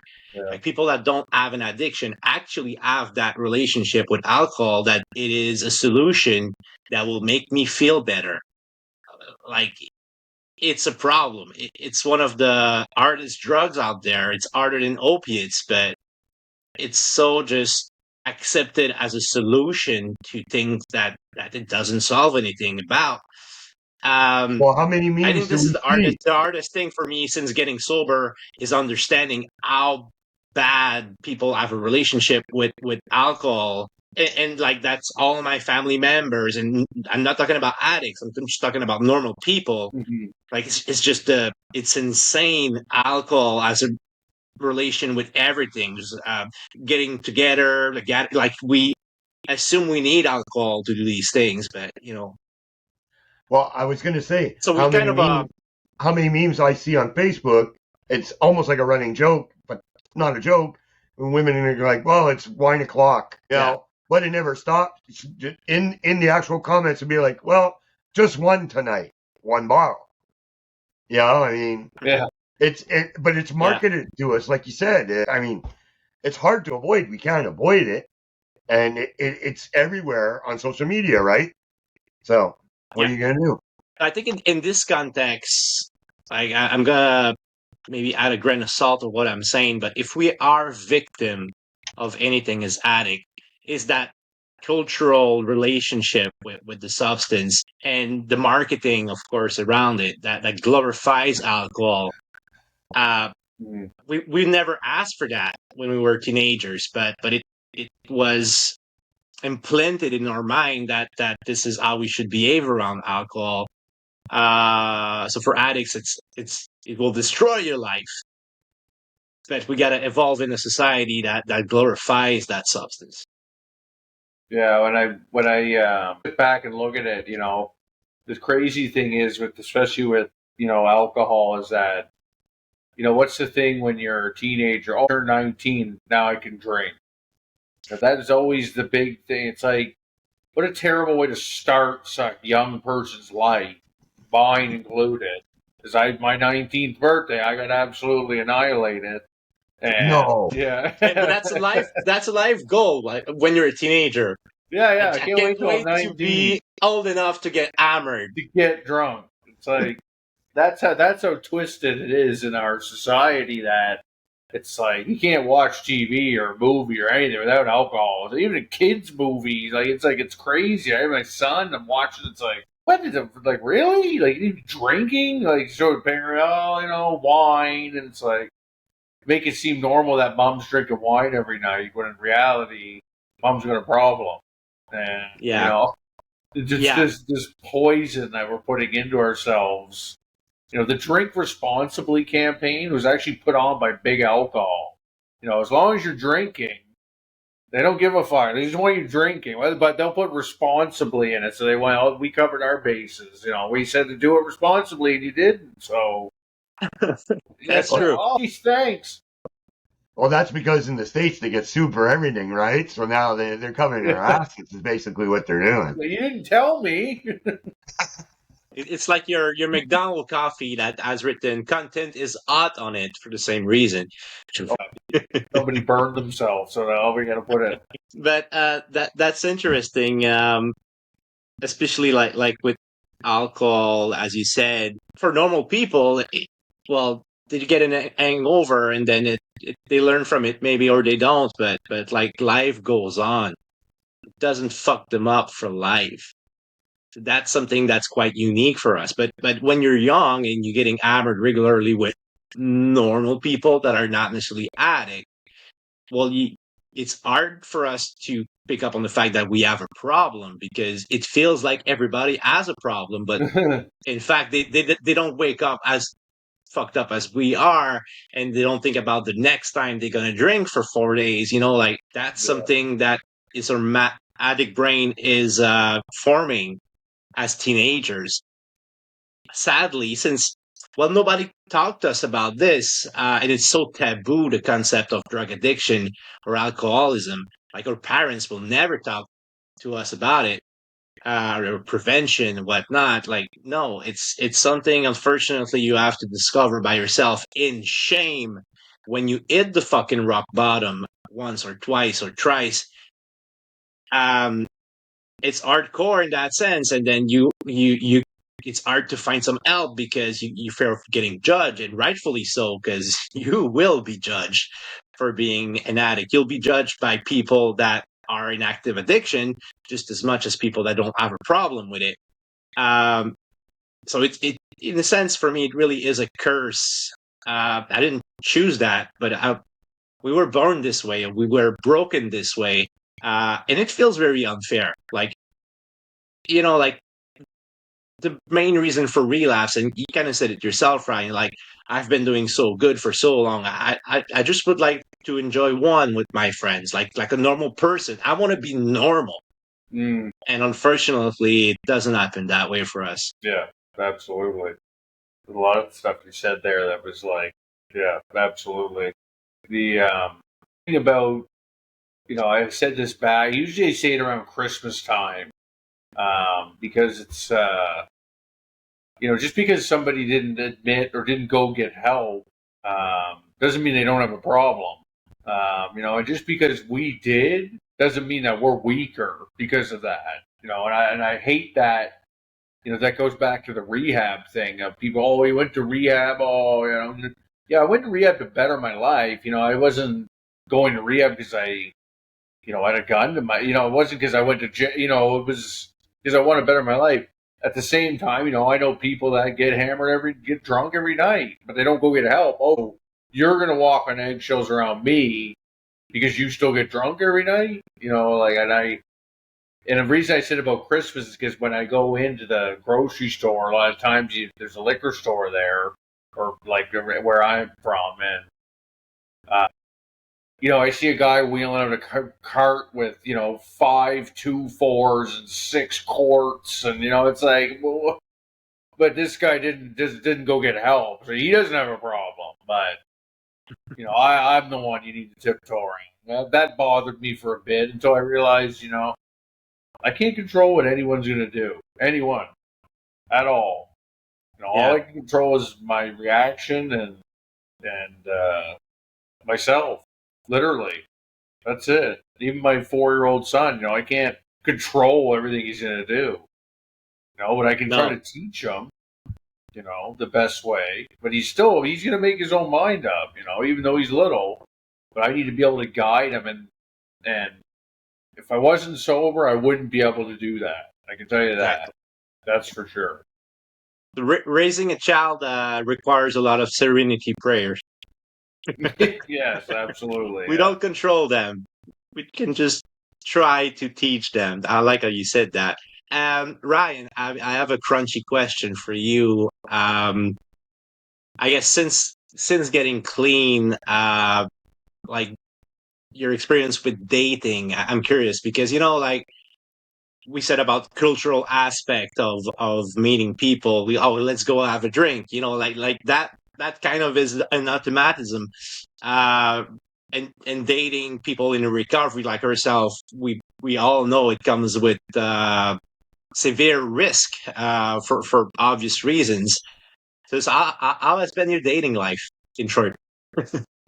Well, there hasn't been much of one, and the only reason that there hasn't been, there's been a couple. I've been on a couple days, but again, it comes down to the drinking. It's so wrapped up in dating and going on dates and supper and then there's drinks, and it's like, so what I've done them and stuff, but I really want to focus on, which I've never done in my life, is which I think what a lot of us are, is figuring out who I am. Yeah. And I can't get into another relationship when I'm still fighting with that, still trying to figure it out. And in this day and age, it's a weird dating world to begin with, where apps, this and that. It's like it's just basically going through pictures of everyone. Like your picture might look good, and we meet, and I can't stand you. I'd rather meet someone naturally, even though it's tough. But I just need to focus on myself for a lot and try to figure that out first before I try to figure a relationship out. And that's where I'm at with it. Great answer. So the LT selfishness that sometimes we hear about by people that have more sobriety than us, like you need to be selfish for good reason, and you have to be your own priority. If you ever want to be there for others, you got to start by yourself. Like the oxygen mask in a plane when you're crashing. Like save yourself before you save your son. It's gonna be hard to do if ever I crash on the plane, but I understand like conceptually why it is so. At least in substance use disorder recovery, I do understand it now. Another thing, like outside of the scope of dating, but just like meeting new people or having connection, I think it's so hard, at least for me, to connect with somebody that doesn't have a relationship with substance use, either like friends of addicts or addicts themselves. I have a hard time finding even bases to that are mutual so that we can actually connect and have discussion. It's so I'm so involved in recovery that like if you're not, like we're hardly at the same place. Yeah, and I was just with the dating and stuff, it's like I don't want, if something happens organically, that's good, and if it's like something you hit off by like the old school way of meeting someone and talking, but it's like to go on these things and force it. I feel like I'm going to force myself into something that may lead me back to using. It might be some. So I'm not forcing it. I don't feel the need to force a dating or anything like that. So I can become comfortable in my own skin. I really want to start a relationship with, again, with these apps and stuff, it's forcing it. I need to go on a date. I need to find it. It's like I have to go meet up with someone I've never met. It's all blind dating. It's basically what it is. Other than you see a picture, constant blind dating all the time, and it's like that type of situation is going to make me want to drink because I'm going to be fucking stressed out, anxiety. And then you get into a bar situation with a restaurant, and it's like, no, I don't need that shit. Eric, you almost, I believe, have the exact same relationship with the concept of dating, right? Not exactly, not for the same reasons, but I understand them all, and they would be fears in some ways. Myself personally, quite frankly, in a lot of ways, I understand what Ryan's saying when he says organic. It would have to be something organic for me to decide to enter a relationship, because there's no way I'm going to do it any other way. And what I mean by that is I am not searching at all. And I think I've mentioned this to you before. I am not looking. I mean, I might see stuff. Like I said, Like, I could see somebody that is attractive, or I could talk to somebody and I could maybe, like, entertain a thought, but I do not feel any pressure to get into any relationship right now. I do not feel any need in some ways to get into a relationship right now. I think the last thing I should be doing still at this point is entering a relationship, because I'm pretty sure I'd be able to set my boundaries. So I'm pretty sure the only thing I would do would be to hurt the other person if they even became remotely interested in me. I think it would be doomed to failure, because my boundaries, I'm setting them so strong, and I'm still learning about myself. It could come out very wrong. I could say things that might be hurtful because I'm protecting myself. Even though I might think I'm being considerate and honest in what I'm saying, doesn't mean it's not going to come out the way they want to hear it. I like Ryan said, it would have to be something very organic. It would almost have to fall into my lap, and it would have to be pretty damn perfect right now. Because to tell you the truth, with so much that I have going on, with so much I still plan on doing, I don't even have time for a dog right now. You know, I don't have time to train a dog. So, and I know if I had a dog, I'd be leaving him for 9.5, 10 hours a day. I don't even want to do that to my dog. Why would you want to do that to a person? Really entertain them during the week, you know, because I got all this shit going on. I think I'm actually not being selfish when I say I'm not good for anybody right now. It's not good for anybody right now. That is my opinion for myself. I'm not speaking for everybody else. Everybody has different needs, but mine right now, that's where I'm at. I agree with most of what you guys says, both of you, especially conceptually. Like it's a risk for sobriety in the sense that right now, 100% of the time we invest in someone is in ourselves. Well, we're parents, Ryan, but you know what I mean. Like whenever you decide to invest into a relationship with a person that you want to get romantically involved into, it comes with the fact that you will have to invest a lot of time in that relationship, and times that automatically you're not investing in your sobriety anymore. You're not potentially as disciplined as you would normally be.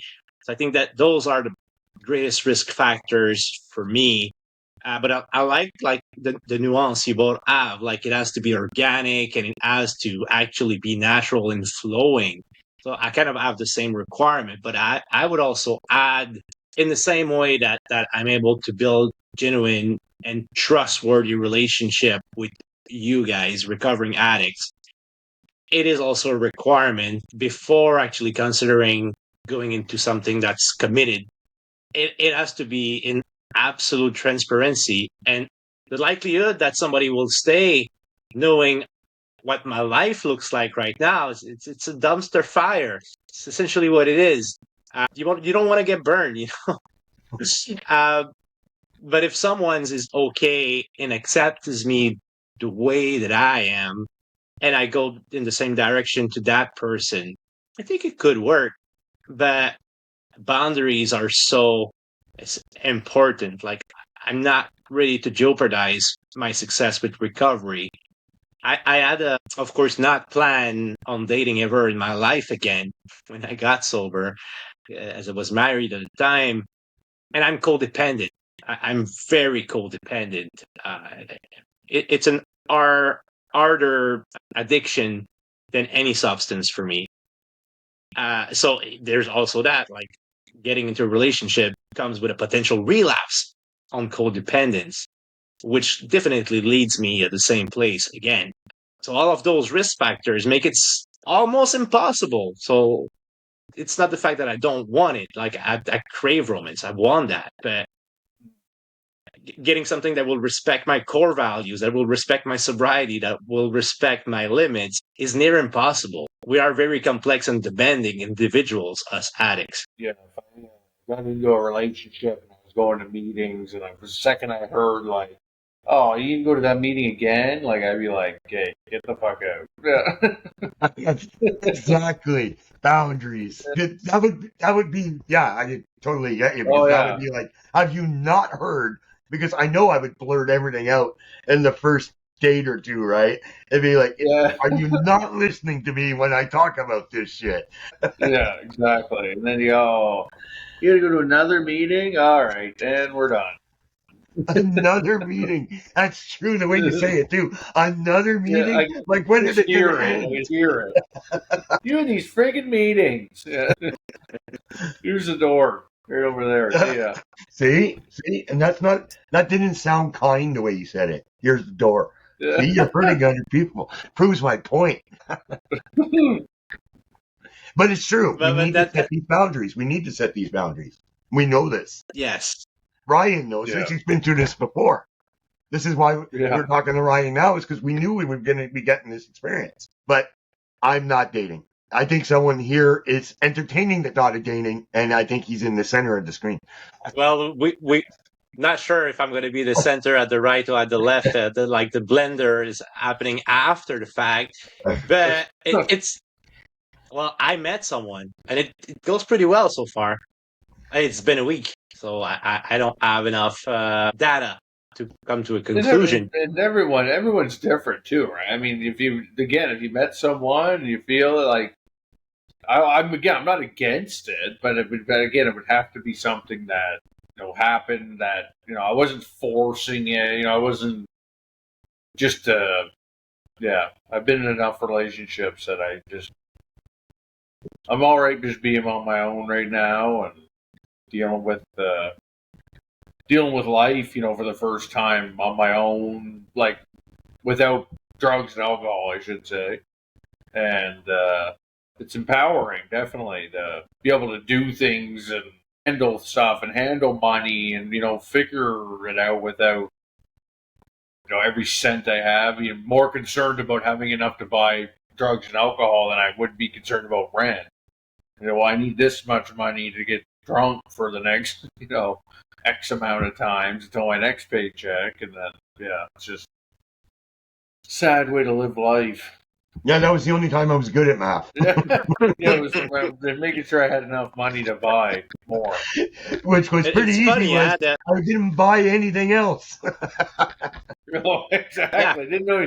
Don't need food, clothes, gas. My DOC was cocaine, and I know the quantity I put in my body.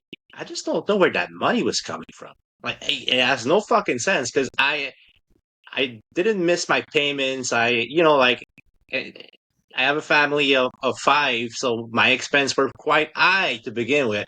I don't understand where I was making all that money to afford my addiction, honestly, because I'm broke as fuck since getting sober, and I'm not spending it on drugs, but might be the after effects of it. I know a lot of cocaine dealers, if they know you use enough of it, they don't have a problem running a tab until your next paycheck. Go, yeah, give me on the next one. All of a sudden, you owe them $1,000. Like, fuck. That was one of the things I was able to not somehow. I've often said that DOC of mine, that second DOC of mine, was weirdly enough. I don't even want to use the word control, but I mean it was not the one that was rampant. For me, it was alcohol. Alcohol definitely. I never ended up owing that much money for that. That was always something that I got into, again, partying later or just wanting to go longer than it'd be. Oh, here comes the cocaine. I actually often would, it'd be early in the night. It would be it's funny, it put me in a mindset.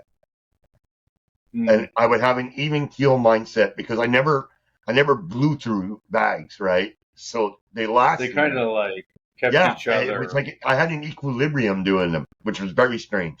Yeah. But apparently that could be partially due to neurodivergence. But anyways, I don't know about that. We would have to talk to more people about this. Ryan, that's a good point. You make me think about it, Eric, by mentioning neurodivergence, because we both are ADHD. at least, and perhaps other places on the spectrum when it comes to neurodivergence. And it's very common in addicts. I was wondering, very curious, Ryan, on your end, do you have any comorbidity with substance use disorder? So do you have other situations and medically or whatever that comes with it? I mean, I've never been for ADHD and stuff, but I do, like, when I see the symptoms, like, I do see that in myself.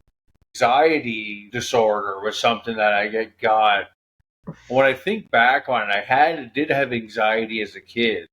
And, I'd be brushed off as, oh, you're nervous, or, oh, you're homesick, or, other these things. But it was the same feeling then that I felt in, the first time I had my first full-blown anxiety attack. And, again, that's really what fueled a lot of using was my anxiety disorder. And when I found alcohol, kind of made it go away for a little bit, it became like this, it's helping. It takes away my anxiety. Perfect. And then it made my anxiety 10 times worse the next day. But then I drink more, and then it go away again. And I was always a hair of the dog, have a couple beer in the morning when I was in relationships, at least. But the big one, well, I had a couple bouts with depression as well.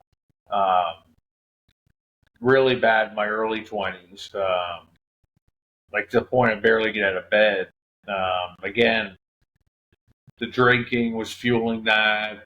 Not as much as other stuff. It was always alcohol. It was definitely my DOC by far. But but the ADHD, I do notice like attention and all these things that I've never been tested or anything like that for it, but I can see myself having it. My mind's always going. It's never like relaxed. Yeah. It's like I'm always thinking, and I think that's a big sign of a lot of addicts. The overthinking and the stuff that comes from that is, leads into those irrational thoughts, irrational fears. Because you cannot stop your brain from thinking ever. Yeah. Well, we know someone that would say we might have a thinking problem, not a drinking problem. Yeah, do have a really out there. You have, but it's very true, right? Maybe if we'd be able to stop thinking, we could drink again. But I prefer to be a thinker than a drinker, if I have to choose. Which is why I chose smart. So no drinking and no thinking when drinking, and that's the only time. That is true. Yeah. I think you're invincible. That was for many years. Nothing can happen.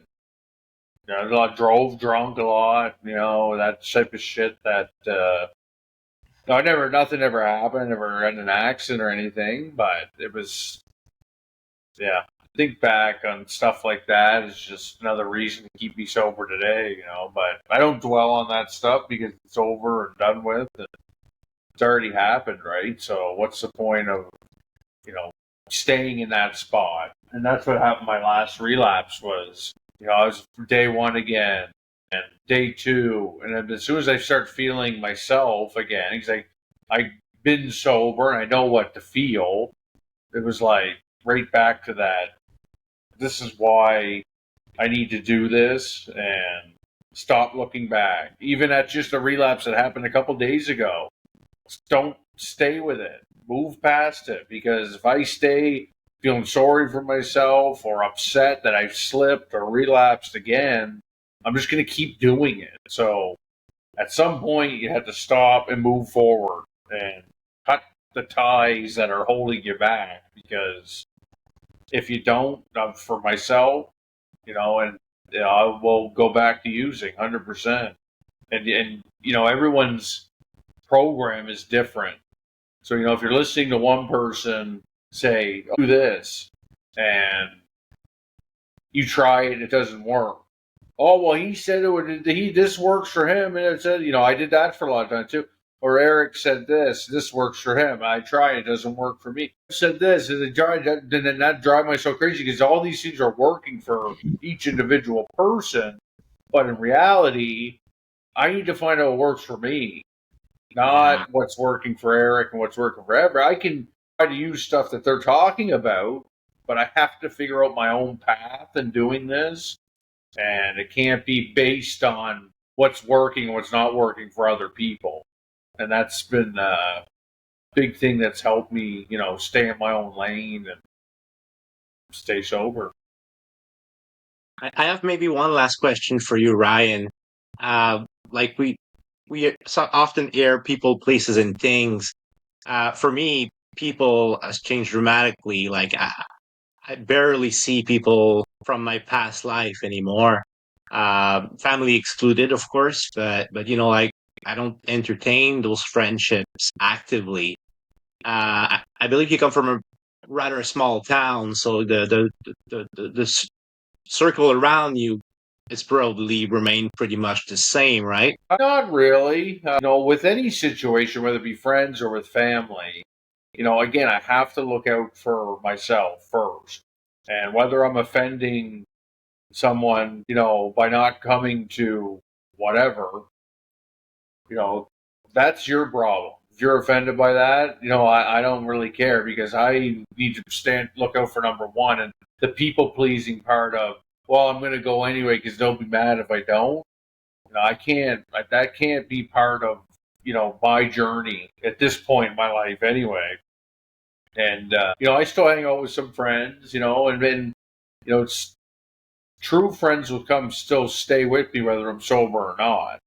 These people that don't message you because you're not drinking, well, they shouldn't. I don't need that shit in my life anyway anymore. So, I still talk to a few, I'll do, go golfing or something, but, if it's still I want to meet at a bar at night, no, I'm not doing that because I know for myself where it's going to lead. So I keep my circle, being sober can be a lonely road, Yeah. especially in the beginning when you're still trying to figure out who you are and, what's going on in life and who's your real friends and who has your best interests in mind.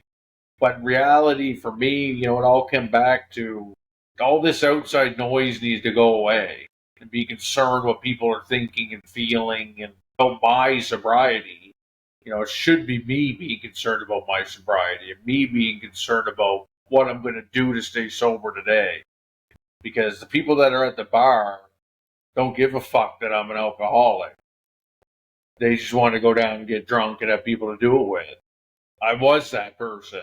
And the bartender is trying to sell alcohol at the end of the day, right? Because absolutely, you have no place to be there if you don't drink. What are you doing here, basically? Yeah, and the classic is I'm not drinking. You're not drinking. That's the if I said I'm not doing coke tonight, it would be you're not doing coke. It wouldn't be.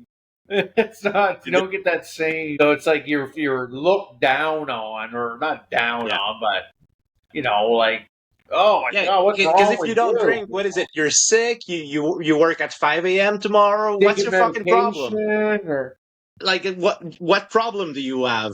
When I was drinking, it'd be I am sick. Yeah, I do work at 5 a.m.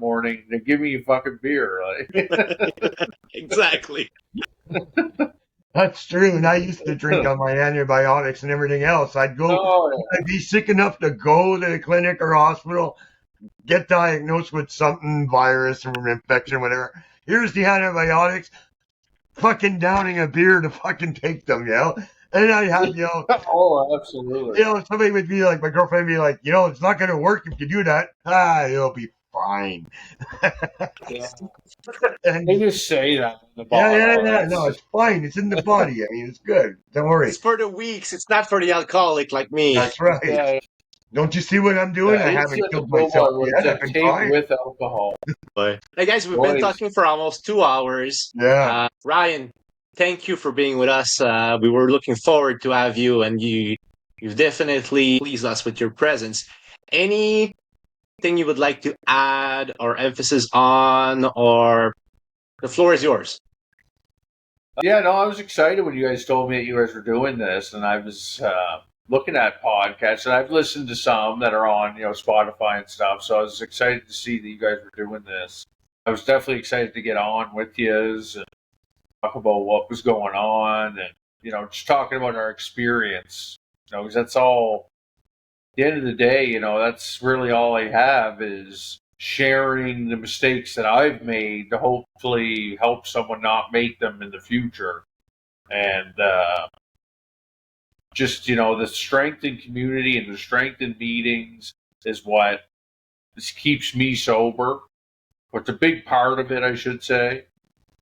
Even though I'll miss a few days or a week or I have my son, I'm always coming back because I need it. And you guys keep doing this podcast. I'd love to come back on again. Once you're getting like 1 million views ish, I'll come No, he's got back. standards. Yeah. Well, in all seriousness, though, you have a VIP card. You come whenever you want. If you feel inspired, just shout us a little message, and we'll make time for you. Yeah, definitely. Yeah, perfect. And it's really important to share. We're not always sharing success stories, right? Yours is an ongoing journey. You're honest about the hiccups. You want to call them hiccups. I think they're a little bigger than that. I'm sure you would describe it differently. But your honesty, and that's what we've always appreciated in your shares. The thing about groups, when Ryan is there, is we know we're going to hear the truth. You know what I mean? And literally, I use like a phrase you like to say sometimes is like, my addict brain wants me dead. My addict brain wants to kill me. I remember that. I always remember that when that pops into my head. He says he hears Ryan's voice when he says that, and I hear it too. So yeah, thanks for being on, and yeah, come back whenever you want. Appreciate it, boys. You definitely keep us sober. At least I'm going to talk for myself. You have saved me so many nights where I was miserable after my divorce. Your words were my light in the shadow very often, Ryan. So I thank you for this, for your honesty and the fact that you've in many ways you taught me how to speak about my journey by airing yours, and that's very unique to what is happening in those rooms. We can be critical sometimes of these rooms or what's happening in them, but ultimately they are saving our lives, or we are saving one another's life with our communication and connection, and that's precious. That really is precious. Yeah, thank you for being with us. I appreciate the words from both of you guys. You guys both each have amazing shares. And Everett, when you were first coming in, you were a pretty broken dude, and but you were still, I don't know, you're sharing honestly. You're sharing what was happening, even if it was, because I could feel the pain because I had felt that pain of, the feeling like your heart's being ripped through your stomach. And but man, look at you now. Both of you, you're doing it, looking great at the same time, man. It's hard to do, both of them. So I appreciate you guys having me on, guys. It's a lot, and I'll definitely be back. All right, so we will let you go have a cigarette the first in 2 hours. Have a good night, Ryan. All right, Thanks, you Brian. guys too, man. So I'll see you tomorrow. Yes, for sure. Wow, I'm blown away. What do you mean? I knew that having Ryan would be great, but I've been on the tip of my chair for 2 hours, literally. I could hear him speak about sobriety for days. Well, he shares so well about. I mean, we've talked about how we don't get the urges and cravings like other people. Ryan comes from that perspective of the person that's always battling it. Like it's when he's his addict brain, right? He uses that for a reason because he has made that connection that's what it is. And yeah, and he definitely there's nobody that, and it's true, there's nobody more honest about ratting himself out in rooms than Ryan. I mean, I feel the strength that the man has.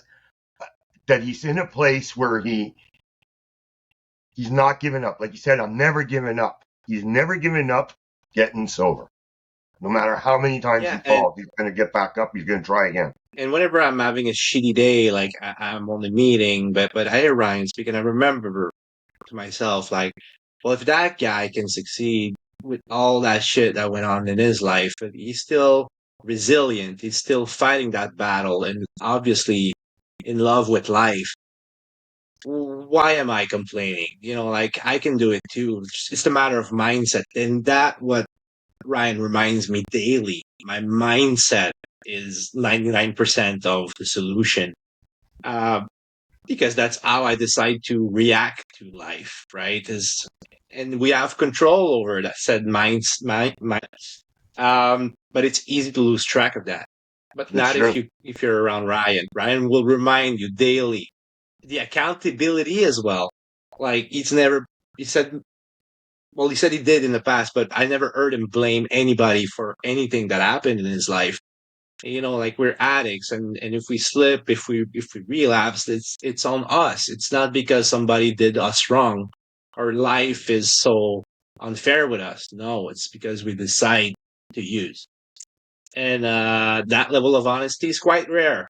Even in 12-step rooms with 30-year sobriety, there's always a reason. And we know this. My higher power failed me. My higher power failed me yesterday, Or we have generic stories about our youth, and we have all these mantras and the phrases that we throw out, but we don't really share anything. And I think we know who I'm talking about. And regardless of the program, like I don't take offense, but like these 10, 12, 30, 40 years sobriety, like how many of them have hidden some slips for the prestige of, that all these, I'm not accusing anybody, but what I mean by that is the level of honesty of writing yourself out immediately, even while you are still under the influence. That's only Ryan that has that level of honesty from everybody that I know. No, but yeah, to get back to it, since I'm going to be edited out, to get back to what you're saying about Ryan, I don't know. There's something we've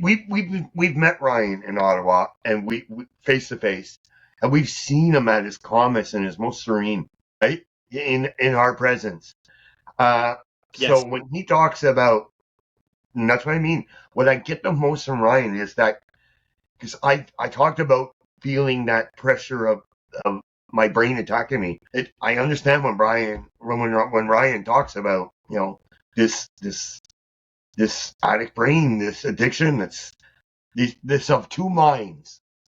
Of the rational mind and the irrational beliefs coming in and at loggerheads and trying to beat it. You know what I mean? And I hear it in Ryan's shares all the time.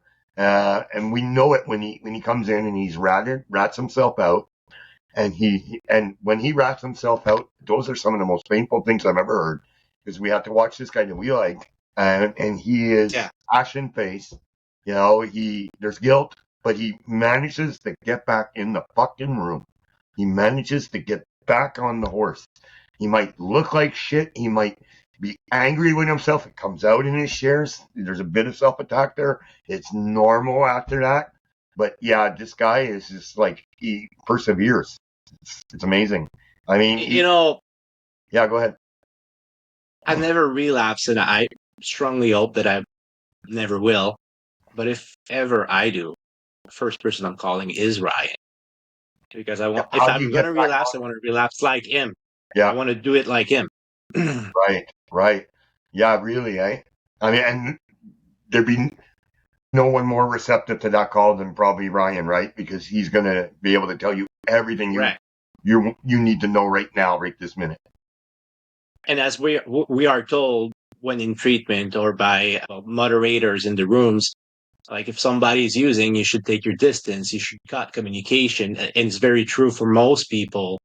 I personally do not have that relationship to people under the influence. I think, I can advocate for my own self in those situations. Yeah. I'll decide where my boundaries is.